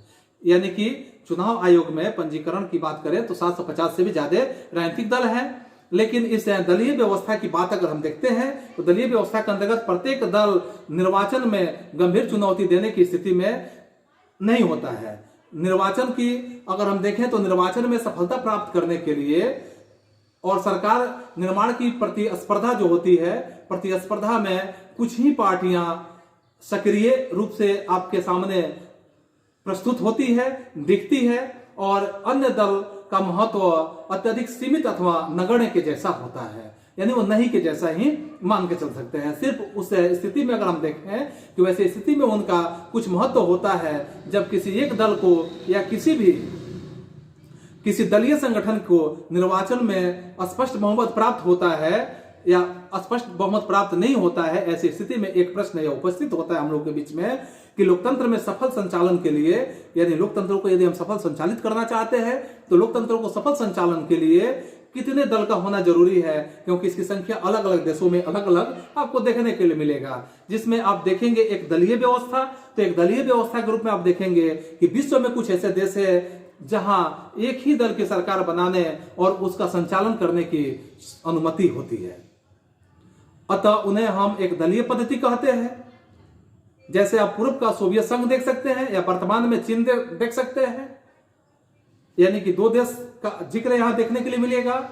पहले के समय में आप सोवियत संघ की बात करें और आज के संदर्भ में चीन की बात करेंगे तो ये अतः उन्हें हम देखेंगे कि आज के दौर में जो सिर्फ उम्मीदवारी दल को सरकार का निर्णय करने और चलाने की अनुमति होती है, कानूनी तौर पर चीन में ही वहां के लोगों की राजनीतिक दल बनाने की स्वतंत्रता है, लेकिन वहां निर्वाचन पद्धति सत्ता प्राप्ति के लिए स्वयं जो होता है यानी स्वतंत्र प्रतियोगिता की अनुमति नहीं प्रदान की जाती है। अतः वहां की आम जनता को नया राजनीतिक दल बनाने में या नया राजनीतिक दल बनाने से कोई लाभ ही महसूस नहीं होता है। अतः वहां किसी अन्य दल का संगठन लोग करते भी नहीं है, क्योंकि जब दूसरे दल अगर वहां नेतृत्व भी करेगा लेकिन उसका महत्व ही नहीं रहेगा तो वह करने की कोई जरूरत ही नहीं होगी। लेकिन इस प्रकार एक दलीय व्यवस्था को लोकतांत्रिक व्यवस्था का विकल्प नहीं माना जा सकता है, क्योंकि ऐसी स्थिति में लोगों का कोई दूसरा विकल्प उपलब्ध ही नहीं हो पाता है। एक लोकतांत्रिक व्यवस्था के अंतर्गत कम से कम दो दल का होना अति आवश्यक होता है, क्योंकि दो दलों का अस्तित्व होने पर ही लोग को एक दूसरा विकल्प चुनावी प्रतिस्पर्धा के लिए प्राप्त हो सकता है। राजनीतिक सत्ता के लिए निर्वाचन जो भी होता है तो निर्वाचन में प्रतिद्वंदिता के लिए अवसर तो प्राप्त होना चाहिए, क्योंकि लोकतंत्र की बात करते हैं तो यहाँ दल भी कुछ होने चाहिए। कम से कम दो दल का होना अति आवश्यक हो जाता है। उन्हें सत्ता में आ सकते हैं का पर्याप्त अवसर प्राप्त होना चाहिए। इस प्रकार के विकल्प के बिना लोकतंत्र का कोई अर्थ ही नहीं रह जाता है। जहां एक दलीय व्यवस्था है वहां हम लोकतंत्र का कोई अर्थ ही स्पष्ट नहीं कर पाते हैं। फिर आप देखेंगे द्विदलीय पद्धति, तो विश्व में कुछ ऐसे देश है जहां सत्ता आमतौर पर प्रमुख दो दलों के बीच में अक्सर अदला बदली होते रहता है। इसका अर्थ यह नहीं होता कि वहां अन्य दल नहीं होते हैं, वहां अन्य दलों का अस्तित्व भी रहता है। वे निर्वाचन में ही भाग लेते हैं और कुछ स्थान प्राप्त कर लेते हैं, लेकिन बहुमत प्राप्ति के लिए दावेदारी दो ही दलों के बीच में रह पाता है। वे ही बहुमत प्राप्त कर सरकार का निर्णय करते हैं। ब्रिटेन और अमेरिका में इसी प्रकार की व्यवस्था आप देख सकते हैं। वहां अन्य दल भी वर्तमान है, लेकिन सत्ता दो ही दलों के हाथ में हमेशा अदला बदली होते रहती है। जैसे ब्रिटेन में सत्ता की होड़ में कंजर्वेटिव पार्टी होता है या जिसे अनुदार दल कहते हैं, अथवा लेबर पार्टी होता है जिसे हम श्रमिक दल कहते हैं। इस तरह से दो दल होते हैं। यद्यपि यहाँ लेबर पार्टी भी अस्तित्व में है और उसके प्रतिनिधि भी कॉमन सभा में निर्वाचित होते रहते हैं। अब हम बात करेंगे बहुदलीय पद्धति की, तो बहुदलीय पद्धति में आप देखेंगे कुछ देशों में एक साथ अनेक राजनीतिक दल कार्यरत होते हैं। और अनेक राजनीतिक दल जब कार्यरत होते हैं, उदाहरण में जैसे देखेंगे कि जैसे भारत का बात करेंगे, फ्रांस की बात करेंगे, जब दो या दो से अधिक राजनीतिक दल आपस में यानी अपने बलबूते पर या अन्य दलों के साथ गठबंधन करके सत्ता में आने की ओर अग्रसर होता है, वैसे देशों में बहुदलीय पद्धति हम कह सकते हैं। और यह भी देख सकते हैं कि जिस प्रकार का अवसर भी हो, किसी भी तरह का अवसर हो, उसे हम बहुदलीय पद्धति के अंतर्गत ही ऐसे रख सकते हैं। इस व्यवस्था में कई दल ऐसे होते हैं कि एक साथ मिलकर गठबंधन का सरकार भी बनाते हैं और वे पूरे अवधि तक चलाते भी हैं। इसी प्रकार इस व्यवस्था के अंतर्गत जब कोई राजनीतिक दल एक साथ मिलकर भी निर्वाचन में भाग लेने और एकजुट हो जाती है, तो वैसे स्थिति में आप देखेंगे अक्सर कि जब एक साथ वह एकजुट होती है और निर्वाचन में भाग लेती है तो उसे गठबंधन या मोर्चा कहा जाता है। और जब वो जीत कर सरकार बनाती है तो उसे हम गठबंधन की सरकार भी कहते हैं। जैसे 2009 ईस्वी में आप देखेंगे संसदीय रूप से संसदीय निर्वाचन में 3 प्रमुख गठबंधन थे और 3 प्रमुख गठबंधन में जैसे संयुक्त प्रगतिशील गठबंधन था, जिसमें इसमें कांग्रेस पार्टी, राष्ट्रीय कांग्रेस पार्टी आदि शामिल थी, और राष्ट्रीय जनतांत्रिक गठबंधन इसमें आप देखेंगे कि भारतीय जनता पार्टी था, जनता दल यूनाइटेड था, शिवसेना था इत्यादि शामिल थे। और तीसरा मोर्चा के रूप में आप देखेंगे, यानी जिसे थर्ड फ्रंट के रूप में कह सकते हैं, तीसरा मोर्चा, इसमें वाम दलों के गठबंधन के अलावा तेलुगु देशम, AIDMK पार्टी आदि सम्मिलित थी। इसी प्रकार 2004 ईस्वी के निर्वाचन में राष्ट्रीय जनतांत्रिक गठबंधन, संयुक्त प्रगतिशील गठबंधन एवं वाम मोर्चा की जो सरकार है, वाम मोर्चा का गठबंधन मुख्यतः चुनाव में एक साथ मैदान में थी। और भी आप देख सकते हैं समानता बहुदलीय व्यवस्था बहुत ही घोल में यानी कि घोल मेल वाली होती है और वह देश को प्राय राजनीतिक अस्थिरता की ओर ले जाने का भी काम करती है।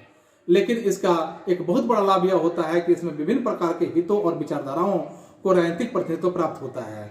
आज के दौर में आप देख सकते हैं कि जैसे आज भी भाजपा की जो सरकार बनी है यह स्वयं अपने ही नेतृत्व पे पूरे सीट को प्राप्त की है, लेकिन कई पार्टियों को एक साथ जोड़ के रखी हुई है। इसके पहले भी कई पार्टियों को जोड़ के सरकार बनाई हुई थी। तो इस तरह से आप देखेंगे कि जहां अलग अलग पार्टी हैं, अलग अलग पार्टियां जब मिलकर एक साथ चुनाव लड़ती है तो सभी का अपना जनता के प्रति जो आश्वासन होता है उसे दिलाने के लिए या देश के प्रति एकजुटता लाने के लिए, देश के प्रति अपने कार्यों को ईमानदारी पूर्वक करने के लिए एक तरह से सभी पार्टियां दृढ़ संकल्पित होती है और करने का प्रयास भी करती है, जिससे हम सही अर्थों में राजनीति का या हम राजनीतिक दलों का अपना महत्वपूर्ण एक स्थिति के रूप में समर्पित कर सकते हैं या समझ सकते हैं कि राजनीतिक पार्टियां अपने सही उद्देश्यों को, सही लक्ष्यों को पूरा करने का काम भी करती है। तो आगे अब हम बातें करेंगे इसमें कि अलग अलग जो राजनीतिक पार्टियां हैं सभी पार्टियों के बारे में। जैसे हम देखेंगे भारतीय राष्ट्रीय कांग्रेस के इसके कुछ इतिहास के बारे में समझेंगे, कुछ इसके बातों के बारे में समझेंगे, जो बारी बारी से इसमें सबके बारे में हम समझते चलेंगे। जिसमें सबसे पहले आपका है भारतीय राष्ट्रीय कांग्रेस। तो भारतीय राष्ट्रीय कांग्रेस में जिसे इंडियन नेशनल कांग्रेस कहा जाता है, INC, इस दल को आमतौर पर अगर हम कहें तो कांग्रेस पार्टी के नाम से लोग जानते हैं। आज के दौर में यह भारत का प्राचीनतम राजनीतिक दल है। इसके नेतृत्व में भारत द्वारा देश की आजादी भी पाने के लिए, यानी देश की आजादी जो पाया गया पाने के लिए दीर्घकालीन संघर्ष का संचालन हुआ। स्थापना की दृष्टि से देखा जाए तो ये विश्व की प्राचीनतम पार्टियों में से एक मानी जाती है। स्थापना काल के समय से अब तक इस दल में या इस दल का जो है कई बार विभाजन भी हो चुका है। पिछले 4 दशकों में भी इसमें 2 बार विभाजन हुआ है। 1969 में देखेंगे, 1977 में देखेंगे, यानी 1969 और 77 में इस दल में 2 बड़े विभाजन हुए। लेकिन इस पार्टी ने उस विभाजन के बाद जो अपने सुसंगठित स्थिति था उसको गठित करने का भरपूर प्रयास भी किया। और तो और इसमें अब देखेंगे स्वतंत्रता प्राप्ति के बाद भारत में यह जो दल था, इस दल द्वारा राष्ट्रीय स्तर पर राज्य एवं राज्यों के स्तर पर महत्वपूर्ण जो भूमिका था, ऐसे भूमिका का निर्वहन कई दशक तक किया गया। पंडित जवाहरलाल नेहरू के नेतृत्व में इस दल द्वारा एक धर्मनिरपेक्ष आधुनिक भारतीय गणतंत्र के रूप में प्रयास किया गया। पंडित जवाहरलाल नेहरू के बाद काफी समय तक श्रीमती इंदिरा गांधी ने भी इस दल को या इस दल का जो नेतृत्व था मूलभूत सिद्धांतों के आधार पर ही किया। 1977 के निर्वाचन तक यह दल केंद्र में सत्ताधारी दल था। पुनः 1980 में देखेंगे, 1980 ईस्वी में या 1980 से 1989 ईस्वी के बीच में केंद्र में इस दल का शासन कायम रहा। लेकिन उसके बाद देखेंगे कि इस दल में या इस दल के जो समर्थक थे, ऐसे समर्थकों का आधार निरंतर गिरता चला गया।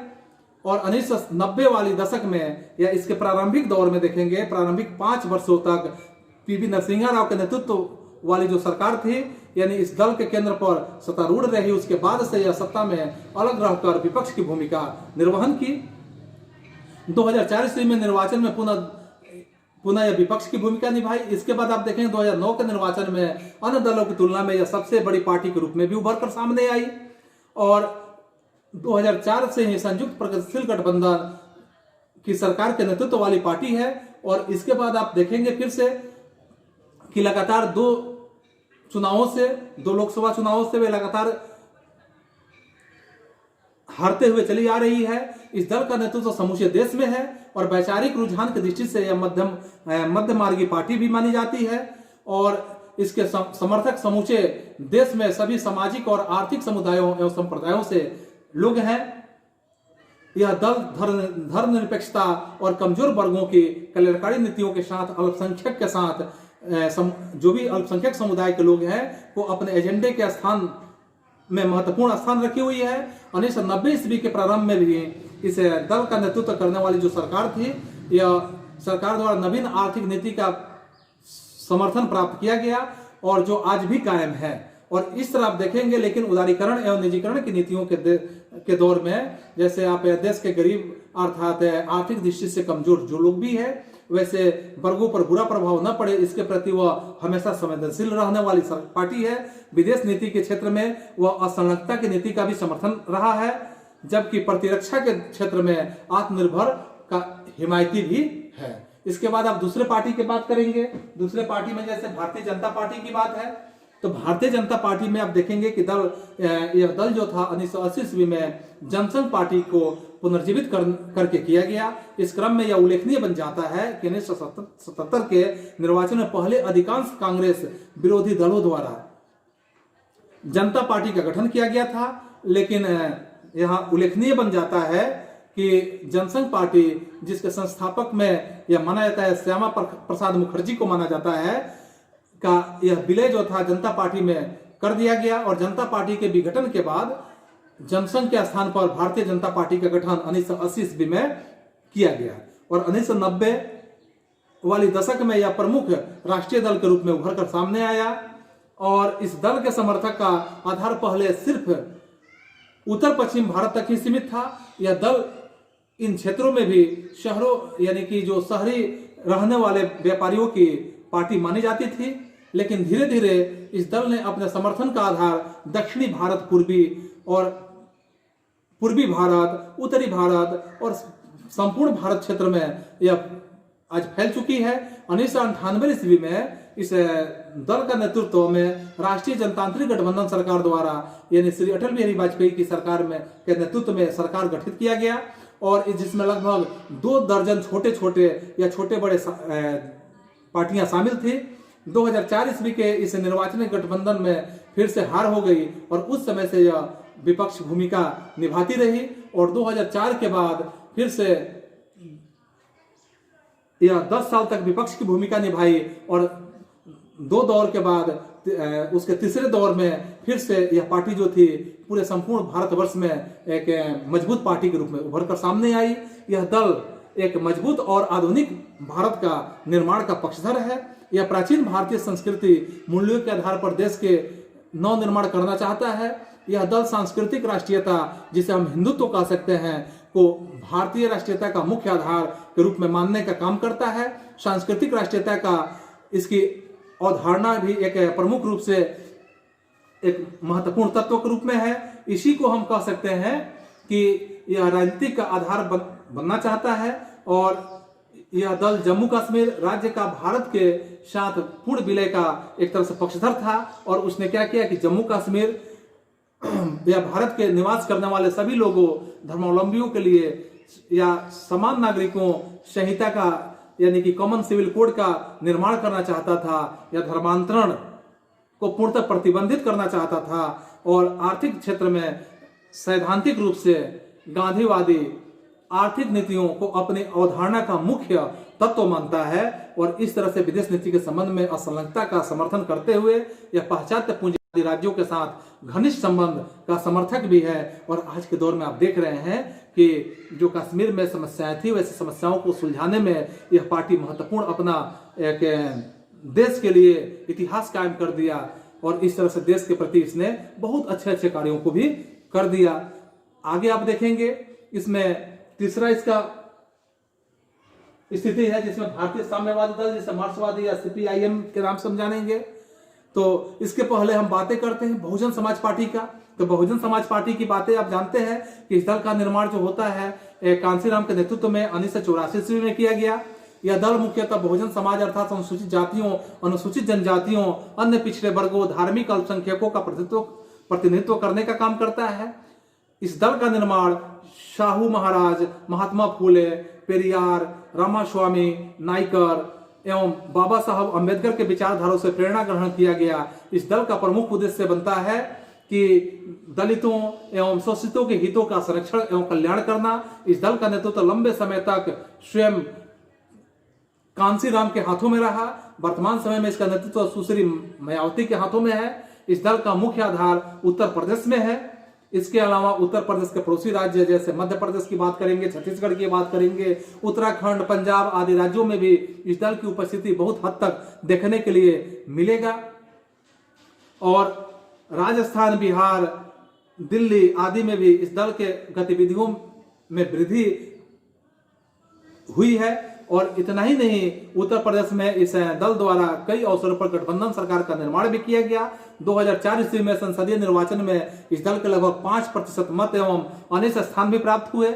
इस दल का वर्तमान अध्यक्षा ने अब सर्वजन समाज की मान्यता पर आधारित एक अगड़ी जातियों का समर्थन प्राप्त करने की दिशा में पहल भी की है। उत्तर प्रदेश के इसके निर्वाचन में इस दल को इसका लाभ भी मिला और आज इस दल ने उत्तर प्रदेश में बहुमत प्राप्त कर एक दलीय सरकार का निर्माण भी कर लिया था। लोकसभा में 2009 में इस दल में 21 सदस्यीय सांसद बने और इसे कुल मतों का 6.17% मत उस समय प्राप्त हुआ था।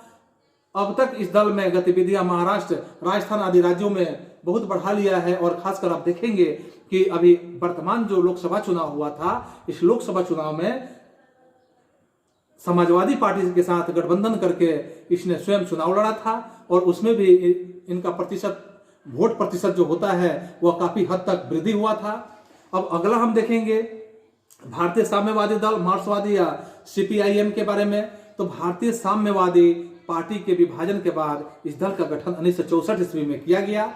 यह दल मार्क्सवादी, लेनिनवादी यानी विचारधारा का समर्थक है और यह दल समाजवाद, धर्मनिरपेक्ष और प्रजातंत्र का भी समर्थक है। यह दल उपनिवेशवाद एवं सांप्रदायिकता का विरोधी है। इस दल के द्वारा आप देखेंगे कि प्रजातांत्रिक न्याय के लक्ष्य की प्राप्ति में सहायक होगा। इस दल का मजबूत आधार पश्चिमी बंगाल, केरल एवं त्रिपुरा में देखने के लिए आपको मिलेगा।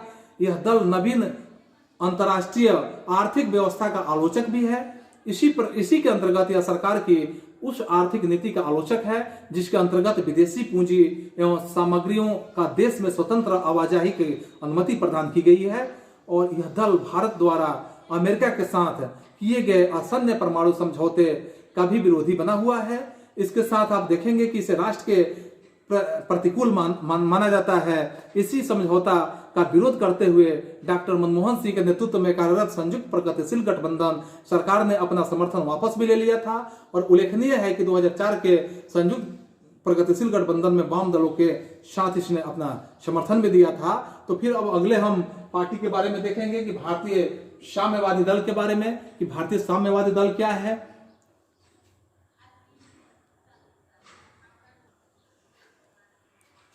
तो देखिए, भारतीय साम्यवादी दल की बात जब हम करेंगे तो भारतीय साम्यवादी दल में इस दल का गठन राष्ट्रीय आंदोलन के साथ ही 1925 ईस्वी में ही हुआ था। और इस 1925 ईस्वी की बात आप देखेंगे कि यह दल जो था यह मार्क्सवादी, लेनिनवादी के नाम से या इसी नाम से मान्यता के साथ साथ लोकतंत्र एवं धर्मनिरपेक्षता में विश्वास भी रखता है। इसके साथ आप यह देखेंगे सांप्रदायिकता एवं सांप्रदायिकता के साथ साथ पृथकवाद का भी विरोधी है। यह दल मुख्य रूप से मान्यता सर्वहारा वर्ग एवं किसानों के और गरीबों के हितों के समर्थन में भी साधन के रूप में लोकतंत्र में आस्था रखता है। 1964 ईस्वी में आप देखेंगे कि 1964 ईस्वी के संदर्भ में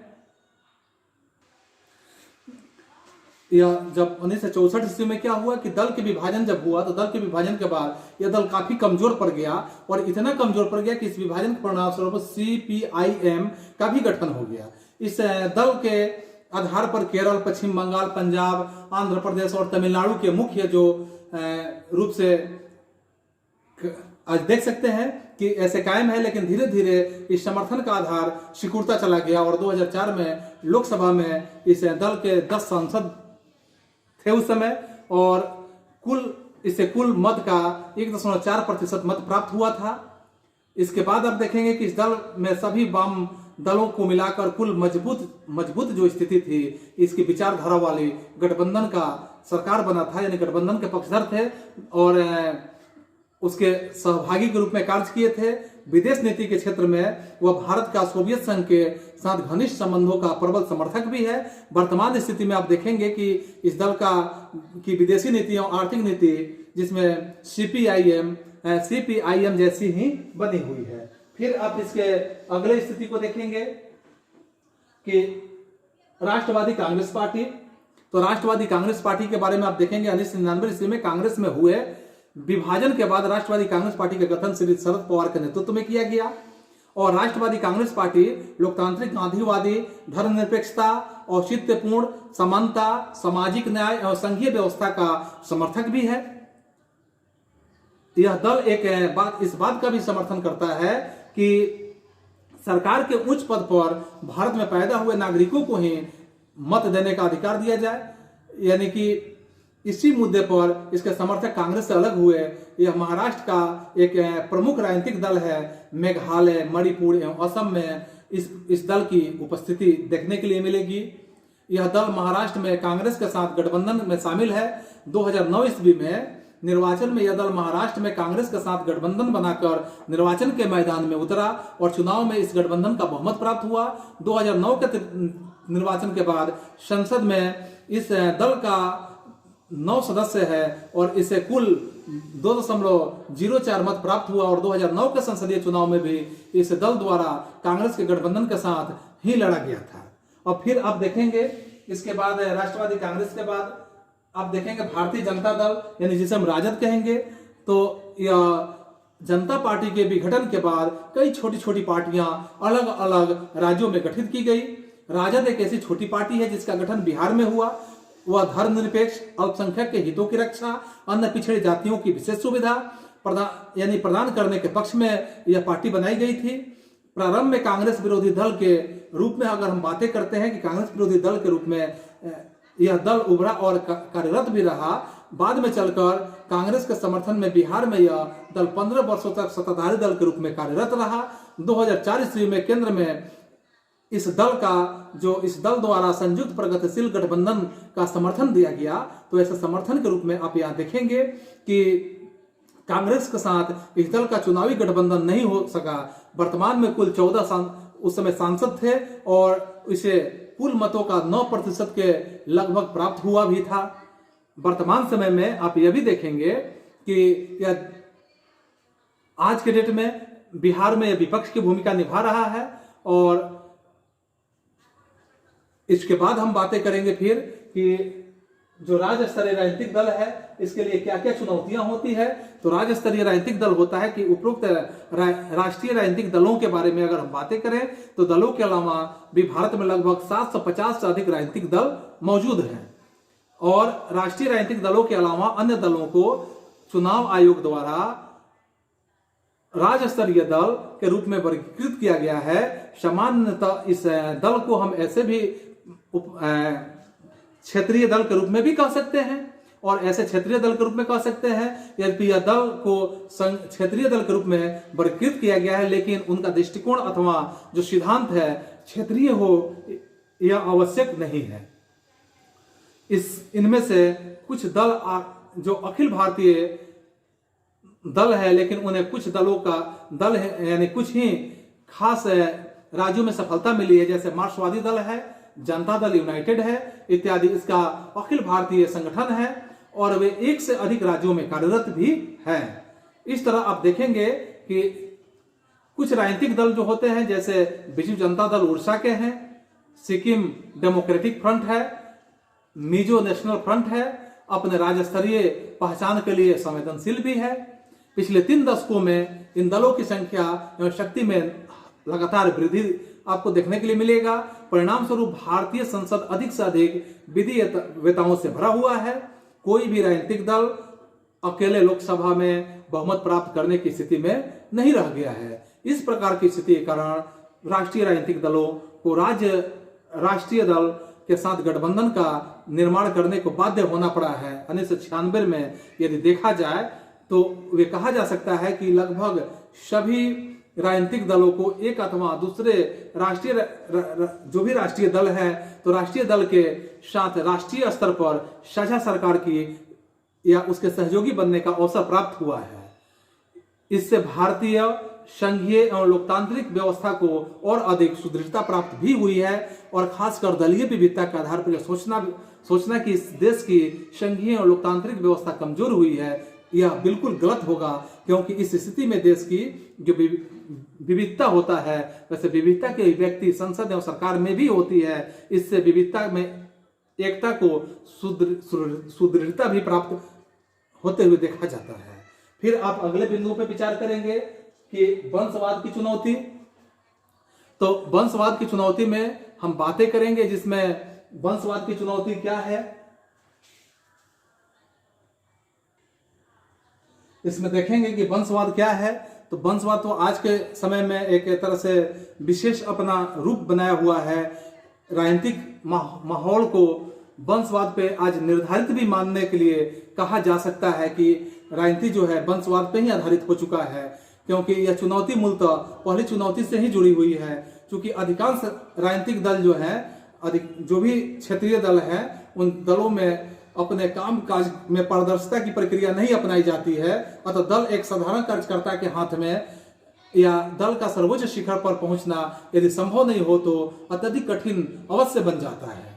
जिसमें आप यह भी देखेंगे कि दल के शीर्ष के रूप में स्थित नेतृत्व के लिए काफी आसान बन जाता है ऐसे अपने चहेते को अपने ही परिजनों के आगे बढ़ावें।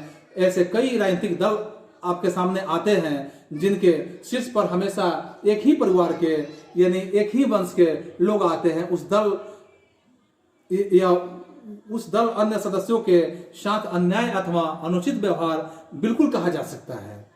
यह न सिर्फ राजनीतिक दलों के लिए बल्कि यह लोकतांत्रिक व्यवस्था के लिए भी एक तरह से दुखद घटना मानी जा सकती है। और ऐसी दुखद घटना है क्योंकि इसमें दल के अन्य सदस्यों को नेतृत्व का पर्याप्त अनुभव अथवा जन समर्थन प्राप्त नहीं हो पाता है जिससे वे शक्ति प्राप्ति कर सकते हैं। क्योंकि राजनीति में कोई भी शक्ति, अगर कोई व्यक्ति शक्ति प्राप्त किया हुआ है अथवा सत्ता की प्राप्ति के लिए ही जाता है और राजनीतिक दल इसकी प्राप्ति का एक प्रमुख साधन होता है। दल के अंतर्गत वंशवाद सिर्फ भारत अथवा नवोदित लोकतंत्र में ही नहीं बल्कि विश्व के अधिकांश लोकतांत्रिक सहित कुछ प्राचीनतम लोकतांत्रिक देशों में देखने के लिए मिलता है। जैसे आप देखेंगे कि बिहार में जैसे अभी राजद की हमने बात किया कि अभी क्या है कि वंशवाद पे आधारित है। आप फिर देखेंगे देश का जो नेतृत्व चल रहा है कांग्रेस पार्टी, यह भी वंशवाद पे ही आधारित है। तो इस तरह से वंशवाद एक ऐसी प्रक्रिया है जो राजनीति के लिए एक खतरा के रूप में भी माना जा सकता है। फिर हम बातें करते हैं यहाँ कि पैसा एवं अपराध, क्या पैसा अपराध का कारण बनता है? तो कारण बनता है तो कैसे बनता है? तो आप देखेंगे यहाँ के राजनीतिक दलों से संबंधित तीसरी प्रमुख चुनौती आप धन और अपराधी तत्वों की बढ़ती हुई भूमिका को मान सकते हैं। चुनाव के समय विशेष तौर पर उनकी भूमिका काफी बढ़ जाती है क्योंकि राजनीतिक दल का निर्वाचन जो भी होता है, तो इस निर्वाचन में आप देखेंगे कि समय एकमात्र उद्देश्य किसी भी प्रकार से चुनाव को सफलता हासिल करना होता है। अतः चुनावी सफलता के लिए किसी भी प्रकार से जो भी चुनावी सफलता होता है उस चुनावी सफलता में किसी भी तरह से सत्ता पे काबिज हो जाना यह राजनीतिक दल का उद्देश्य होता है। और यहाँ पैसे का जो इस्तेमाल किया जाता है और पैसे का इस्तेमाल करने के लिए खासकर बड़े बड़े उद्योगपति जो होते हैं अपने चुनिंदा पार्टियों को जो चंदा के रूप में देती है और चंदा के रूप में देने के बाद वह अंततः जैसे उनकी सरकार बन जाती है, उनकी चुनिंदी पार्टियों की सरकार बनती है, वह अपने मनमाने ढंग से सरकार को चलवाने का काम भी करते हैं और सरकार को विवश भी करते हैं। और यहाँ पे पैसे से क्या होता है कि एक तरह से देश के प्रति अपराध की प्रवृत्ति या अपराध का ग्राफ जो होता है काफी ऊपर देखने के लिए नजर आता है। देश भले कंगाल हो जाए लेकिन यहाँ व्यवसायियों को, जो चंदा देने वाले व्यवसायी है, उनको लाभ ही लाभ होता है और वो मुनाफे में अपराध की प्रवृत्ति में यानी देश समा जाता है। इस तरह से यहाँ स्पष्ट रूप से कहा जा सकता है कि पैसा एक अपराध का कारण भी बनता है। और आगे हम बातें करते हैं फिर यहाँ जिसमें हम बातें करते हैं इसमें कि चुनाव सर्वोच्च न्यायालय के आदेश जो है, चुनाव के प्रति सर्वोच्च न्यायालय के क्या आदेश हैं। तो द्वितीय भारतीय जो सर्वोच्च न्यायालय है कि सर्वोच्च न्यायालय द्वारा चुनाव में धन और बहुलता के स्थिति से उत्पन्न जो दुष्प्रभाव है वैसे दुष्प्रभाव को रोकने के लिए एक तरह से आदेश पारित किया गया। और ऐसा आदेश पारित किया गया इसके अंतर्गत अब चुनाव में भाग लेने वाले प्रत्येक जो उम्मीदवार होंगे वैसे उम्मीदवारों को एक लिखित शपथ पत्र जिसे एफिडेविट कहा जाता है, एफिडेविट देना होगा। संबंध निर्वाचन पदाधिकारी का सम्मुख उपस्थित करना होता है और ऐसे उपस्थित करना होता है कि जिसमें उसमें अपने परिसंपत्ति एवं उसके विरुद्ध जो लंबित फौजदारी मामला होता है का पूर्ण वो विवरण देते हैं कि हमारे पास कितनी संपत्ति है, संपत्ति का ब्यौरा देते हैं। इसके बाद उनके ऊपर कोई आपराधिक मामला है या नहीं है ऐसे विवरण उनको देना होता है। लेकिन इस प्रकार की दी गई सूचनाओं की सत्यता की जांच के लिए कोई पद्धति अब तक उपलब्ध नहीं हो पाई है क्योंकि सिर्फ पराजित उम्मीदवार अथवा कोई मतदाता ही उसकी अपनी स्तर पर जांच कर सकता है और उम्मीदवार द्वारा यदि गलत सूचनाएं दी गई है तो उसे चुनौती दिया जा सकता है। और फौजदारी मुकदमों के संदर्भ में कानून में ऐसे कभी कभी ऐसा होता है या ऐसा कमी यह भी मानी जा सकता है कि यदि किसी उम्मीदवार द्वारा फौजदारी मामले में किसी न्यायालय में या न्यायालय के निर्णय में विरुद्ध अपील किसी उच्चतम न्यायालय से लंबित जो मामले होते हैं उस पर यह दल बदल कानून लागू नहीं होता। इससे धन में यानी बाहुबल का जो चुनाव होता है, चुनाव में भूमिका का एक कुछ अंकुश लगा है या नहीं, अब तक ऐसा स्पष्ट नहीं हो पाया है। फिर हम देखते हैं यहाँ सबसे अंतिम चुनाव आयोग के कुछ आदेश है कि चुनाव आयोग के किस प्रकार के आदेश है। तो चुनाव आयोग द्वारा आदेश निर्गत कर सभी राजनीतिक पार्टियां जो होती है, वैसे पार्टियों में या विधायक उस दल से अपना यानी जो भी पार्टियां होती है निर्गत कर सभी राजनीतिक दलों के लिए संगठनात्मक निर्वाचन कराना और दल में आमद खर्च के संबंध में आयकर रिटर्न दायर करना अनिवार्य बना दिया गया है। और खासकर राजनीतिक दलों द्वारा इस आदेश का पालन किया जा रहा है कि यदि महज औपचारिक मात्र बनकर रह गया है, यानी कहने का अर्थ है कि यह बस हम घोषणा पत्र में दे ही देते हैं, लेकिन यह एक तरह से औपचारिक ही रह जाता है और यह अब तक स्पष्ट नहीं हो पा रहा है कि क्या राजनीतिक दल से इससे व्यापक आंतरिक जो लोकतांत्रिक व्यवस्था स्थापित हो पाई है अथवा नहीं हो पाई है। इसके संदर्भ में हम यह भी बातें करेंगे कि इसके अलावा समय समय पर राजनीतिक दलों की कार्यप्रणाली जो देखने के लिए मिलता है उसमें सुधार के संदर्भ में कई सुझाव उपस्थित किए गए हैं। प्रथम बात हम यह कह सकते हैं कि एक अधिनियम के तहत जो अधिनियम है उस अधिनियम के तहत हम बातें करेंगे कि निर्माण कर दल जो भी दल होते हैं तो निर्माण कर दलों के आंतरिक मामलों को विनियमित किया जाए और इसके साथ साथ दूसरी बात हम कहेंगे कि राज्य द्वारा चुनावों का खर्च वहन किया जाए। सरकार विभिन्न राजनीतिक दलों को चुनावी खर्च के लिए समर्थन प्रदान करें। इस प्रकार की सहायता धन के रूप में नहीं बल्कि वस्तुओं तथा पेट्रोल अथवा डीजल, कागज, टेलीफोन इत्यादि के रूप में दी जा सकती है। यदि चुनावी खर्च के रूप में या चुनावी खर्च के लिए सरकार धन देती है या उसका अनुपात पिछले निर्वाचन से उस दल के मतों के अनुपात में होना चाहिए, इससे चुनाव में काले धन के उपयोग पर भी कुछ अंकुश लगाए जा सकते हैं। तो इस तरह से आप देख सकते हैं कि चुनाव आयोग द्वारा भी कई तरह के निर्देश दिए गए हैं और सारे निर्देशों का पालन सही ढंग से नहीं हो पाता है। विपक्ष वाले उस निर्देशों के संदर्भ में ध्यान आकृष्ट कराने का काम करते हैं तो ये बातें पकड़ी जाती है, अन्यथा उसका सही ढंग से जांच नहीं हो पाता है। तो छात्रों, आज तक का बस हम लोग का क्लास इतना ही। फिर हम मिलेंगे अगले क्लास में अगले सीरीज के साथ। तब तक के लिए बच्चों धन्यवाद। Thank you. That's all.